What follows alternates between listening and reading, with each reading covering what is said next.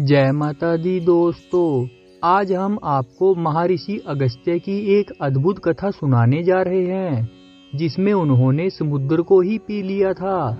यह कथा केवल आश्चर्यजनक नहीं, बल्कि गहरे आध्यात्मिक रहस्यों से भी भरी हुई है। आइए इसे विस्तार से जानते हैं। प्राचीन काल की बात है, देवता और असुरों के बीच भीषण युद्ध चल रहा था। असुर बार बार देवताओं पर भारी पड़ रहे थे, क्योंकि वे समुद्र के गहरे जल में छिपकर अपनी शक्ति बढ़ा लेते थे और जब चाहे देवताओं पर हमला कर देते थे। देवताओं के लिए यह एक बड़ी समस्या थी।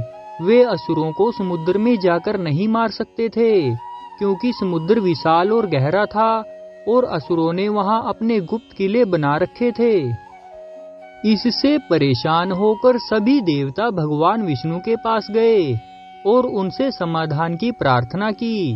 भगवान विष्णु ने देवताओं से कहा, इस समस्या का हल केवल एक ही महापुरुष कर सकते हैं, महर्षि अगस्त्य। देवताओं ने महर्षि अगस्त्य को याद किया, जो अपनी योग शक्ति और तपस्या के लिए प्रसिद्ध थे। वे जब जहां आवश्यकता होती थी वहीं प्रकट होते थे। देवताओं ने उनके चरणों में प्रणाम कर प्रार्थना की, हे महर्षि, असुर समुद्र में छिपकर हमें परेशान कर रहे हैं। हम चाहकर भी उनका नाश नहीं कर पा रहे। कृपया हमारी सहायता करें। महर्षि अगस्त्य मुस्कुराए और बोले, यदि असुर समुद्र में छिपे हैं तो समुद्र ही नहीं रहेगा तो वे कहाँ जाएंगे। देवता उनकी गूढ़वाणी को समझ नहीं पाए, लेकिन वे जानते थे कि महर्षि के पास कोई दिव्य उपाय अवश्य होगा। महर्षि अगस्त्य समुद्र के किनारे पहुँचे। उन्होंने अपनी दिव्य दृष्टि से समुद्र की गहराइयों में छिपे असुरों को देखा। फिर उन्होंने अपने दोनों हाथ जोड़कर संकल्प किया और समुद्र के जल को अपने विशाल मुख से पीना शुरू कर दिया। देखते ही देखते समुद्र का जल घटने लगा। बड़ी बड़ी लहरें शांत हो गई।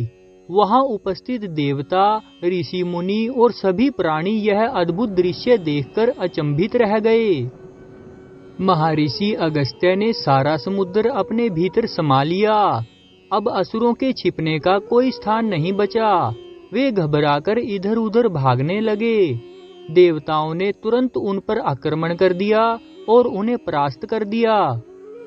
अब देवताओं की समस्या हल हो गई थी, लेकिन एक नई समस्या उत्पन्न हो गई।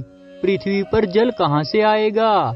समुद्र के बिना धरती सूखने लगी, नदियां विलुप्त हो गई और जीव जंतु भीषण संकट में आ गए। तब सभी देवता फिर से महर्षि अगस्त्य के पास गए और उनसे प्रार्थना की, हे महर्षि, आपने असुरों का नाश करके हमें संकट से बचाया, लेकिन अब संसार जल के बिना नहीं रह सकता। कृपया समुद्र को पुनः प्रकट करें। महर्षि अगस्त्य को यह सुनकर हंसी आ गई। वे बोले, समय आने पर समुद्र अपने आप पुनः भर जाएगा।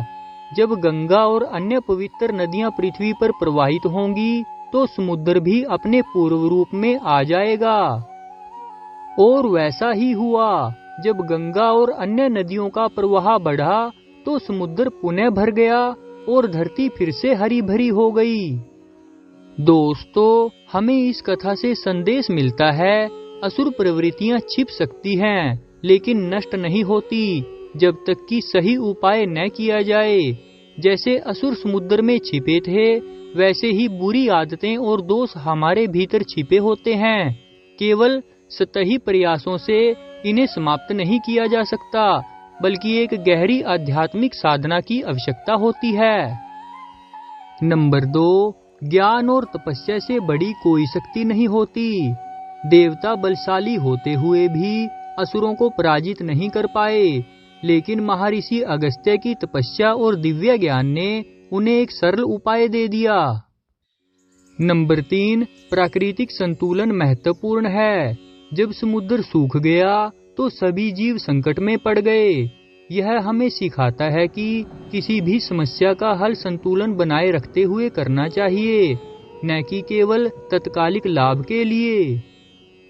दोस्तों, महर्षि अगस्त्य की यह कथा केवल उनके अद्भुत तपोबल को नहीं दिखाती, बल्कि हमें यह भी सिखाती है कि सही समय पर सही समाधान खोजा जाए तो असंभव भी संभव हो सकता है।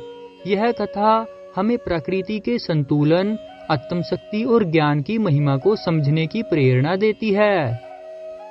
तो दोस्तों, आपको कैसी लगी ये कहानी? प्लीज लाइक, शेयर और कमेंट करके जरूर बताना। और मेरी आने वाली कहानियों को सुनने के लिए चैनल को सब्सक्राइब करना और बेल आइकन को प्रेस करना ना भूलना। जय माता दी, जय श्री हरि।